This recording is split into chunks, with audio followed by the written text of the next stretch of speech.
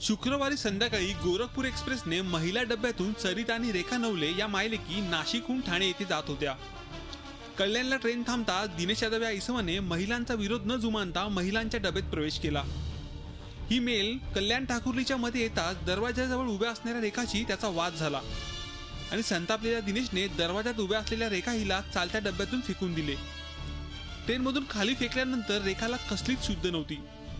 नेमकं त्याच वेळी शेजारील रस्त्यावरून जात असलेल्या अमित माहुलकर यांनी तिला पाहिलं।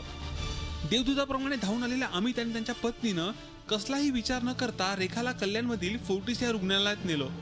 म्हणजे जखमी अवस्थेत होती, तिच्या डोक्यातून रक्त येत होतं। तर साधारणतः तिने मला एवढंच आम्हाला पहिलं तिने असं सांगितलं की ती बहुतेक तिला काही आठवत नाही आहे आणि तिला एवढंच आठवतं की ती ट्रेनमधून पडली आहे। पत्नीने असं डिसिजन घेतलं की हिला मेडिकल सपोर्टची खूप गरज आहे पटकन। तर मग तिथे एक रिक्षावाले होते, त्यांना रिक्वेस्ट केली आम्ही आणि रिक्षात टाकून तिचा वाईफला तिच्यावर बसून फोर्टिस हॉस्पिटल केलं आणि मी आणि माझा लहान मुलगा 3.5 वर्षाचा मुलगा जो आहे आम्ही बाईकवरनं तिथे हॉस्पिटलला गेलो। दरम्यान रेखाला ट्रेनमधून फेकणाऱ्या दिनेश यादवला पोलिसांनी अटक केली आहे। मात्र अमित आणि त्यांची पत्नी यांचं करावं तेवढं कौतुक कमीच आहे, कारण आज त्यांनी दाखवलेल्या तत्परतेमुळे एका निष्पाप तरुणीचा जीव वाचलाय। विशाल वैद्य, झी मीडिया, कल्याण। झी 24 तास रहा एक पाऊल पुढे।